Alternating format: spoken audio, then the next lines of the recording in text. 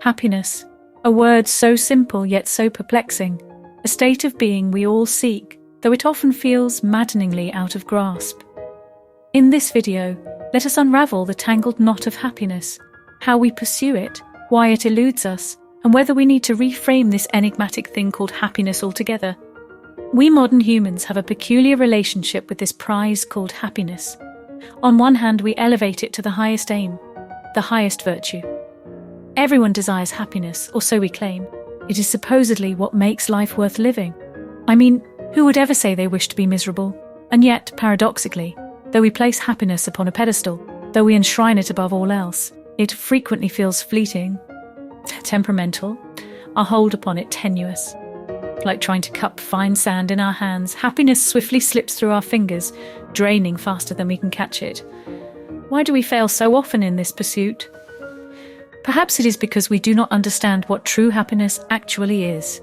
To the ancient Greek philosopher Aristotle, happiness was not an emotional state, but rather the byproduct of a virtuous life lived to its fullest potential.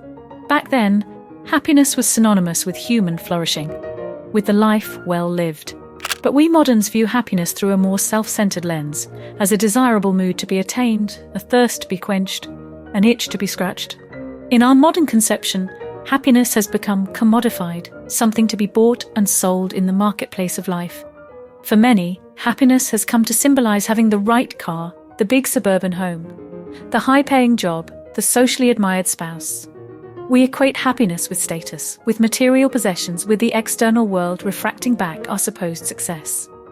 And so we constantly demand happiness from the universe around us, from our relationships, our work, our communities, believing these outer things hold the key to inner joy. But the ancient wisdom of Stoic philosophers like Seneca and Marcus Aurelius saw the futility in this external focus. They knew that pegging happiness to outside circumstances was a recipe for disappointment. As Epictetus said, men are disturbed not by things, but by the views which they take of them.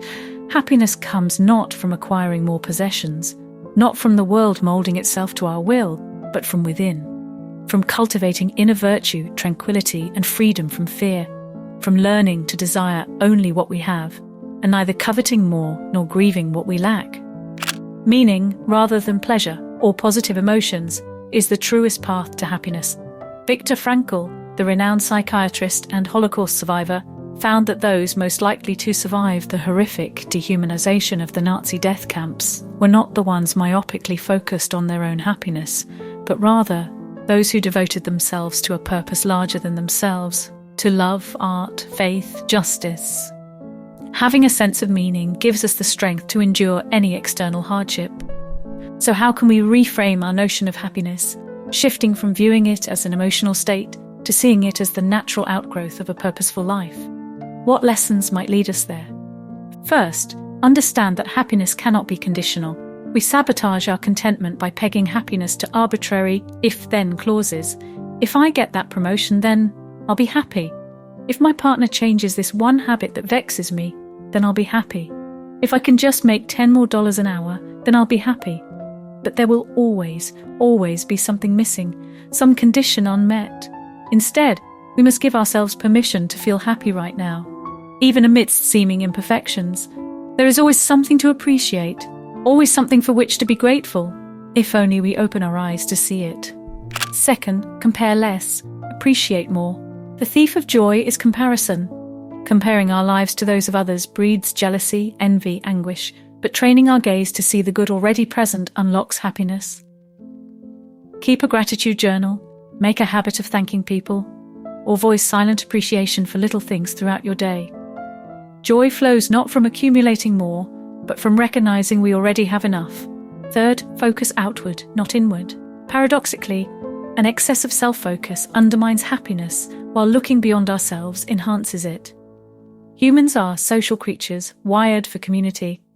Investing in our connections with others, through family bonds, friendships and service, is far more satisfying than just navel-gazing. Regularly performing small but meaningful acts of kindness lifts our spirits by connecting us to something larger.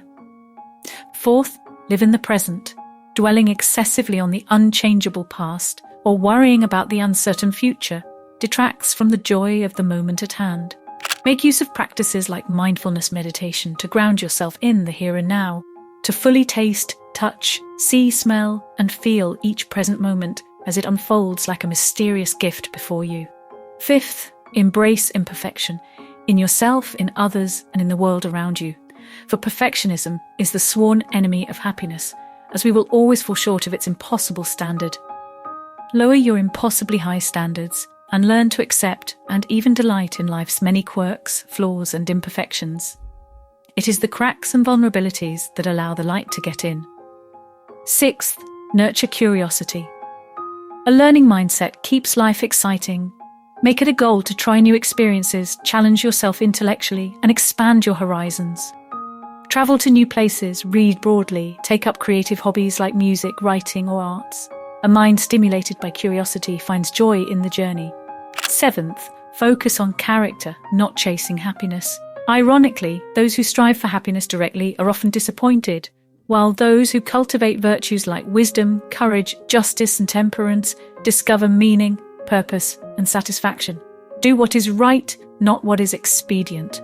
Uphold principles even when difficult. Character, not circumstantial pleasure, leads to fulfillment. Eighth, define success and failure on your own terms. Don't blindly absorb society's definition of success or measure yourself by everyone else's yardstick. Live by the standards and principles that feel right to you. No one else. Marching to the beat of your own drum will bring you far more happiness than chasing after illusions of success laid down by others. Ninth, foster community. Don't buy into the myth of the lone wolf or rugged individualist finding happiness. Humans are wired for companionship. Seek out kindred spirits. Nurture deep, meaningful relationships in your family, neighborhood, place of worship, or any place where you feel a sense of belonging. A life lived in warm connection with others is a joyful one. 10th, cultivate gratitude. Gratitude shifts one's orientation from lack to abundance. Regularly count your blessings, big and small. Express heartfelt thanks to those who've made a difference. Gratitude fosters happiness. And importantly, don't just feel grateful. Express it. True happiness is not about the external world, but rather our internal landscape. It arises not from material success, other people's approval, or collecting titles and accolades, but from living purposefully, from upholding our values through difficulty, from finding meaning in service, from being at peace with the reality of the present moment. If we can adjust our definition of happiness to focus less on chasing positivity and more on infusing our lives with meaning, we will be happier. If we can silence the ceaseless wanting mind, quell the anxious ego, and see the perfection innate to imperfection, we will be happier. If we live fully in each moment, nurture community, and focus not on what we lack, but the abundance we already have, we will be happier. May we all find more fulfillment, connection, and joy as we walk this winding path called life. There are no shortcuts to happiness, no life hacks. But if we live well and live meaningfully, it will unfold on its own. Like the sun peeking through clouds, pockets of happiness await us if we walk through life with open eyes and open hearts.